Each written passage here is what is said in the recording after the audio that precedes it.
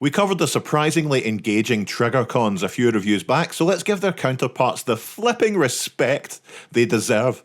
The Generation 1 Triggerbots. And look, they aren't as cool as the Triggercons, but that's to be expected, isn't it? Still, there's a lot of fun to be had with these three dweebs, but who are they? We have Backstreet, a nervous Nelly who'd rather avoid a fight if he can help it. Dogfight, a short-tempered aerial assault specialist with a surprisingly big heart. And Override, a brash warrior with a love of speed and looking at themselves in the mirror.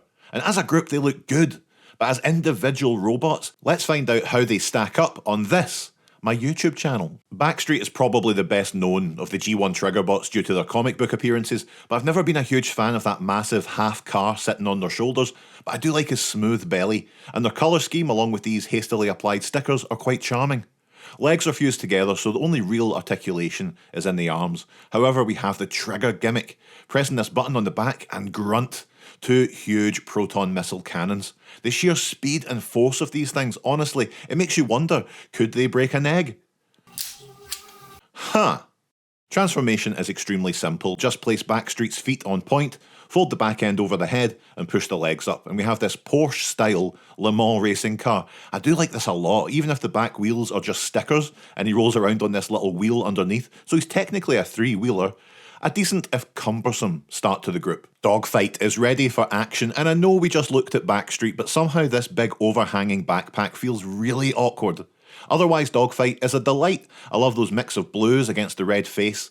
And if you can believe it, there's even less going on in terms of articulation, because Dogfight differs from his Triggerbot brethren by having a mechanism triggered by the button on his back, raising the guns into firing position. And as much as this limits any kind of posability in the toy, that mechanism is so much fun you can forgive it, which is nice of us. The transformation is the tiniest bit more involved than Backstreet. Take the nose cone at the back and fold it forward, swivel that tail fin over the head, and then rotate the wings all the way around before shunting it closed. It's a nice jet mode, apparently a hypercritical wind Grumman X-29 fighter jet. It's no less clunky looking than, let's say, the aerial bots for example. You even get some fold out landing gear if your fingers are up to the task. Might have been nice to hide that face underneath for a jet mode, but they're simple toys, so let's have simple expectations.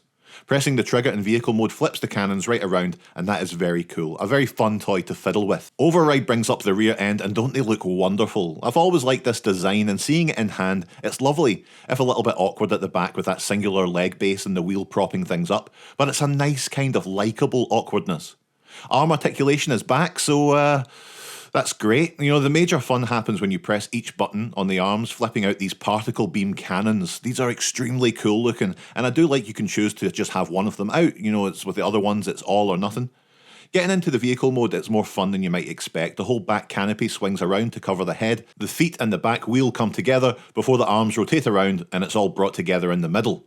Now, Override is supposed to be based on a Suzuki GS1100 GK motorcycle, fair enough, but you're already asking for my suspension of disbelief with transforming alien robots. Don't try and make me pretend that this is accurate. I do like it though, a nice futuristic bike with big saddlebags that each use the same trigger gimmick to fart these cannons forward. I think this is my favourite of the three, if I'm honest.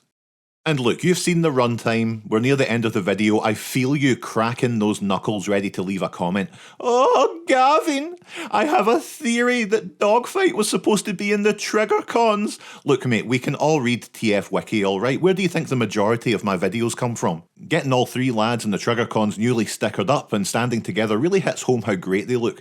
I've got a real soft spot for these groups now. Such fun toys with a huge fiddle factor. I haven't said fiddle factor in a while, so enjoy that. Okay, cheerio.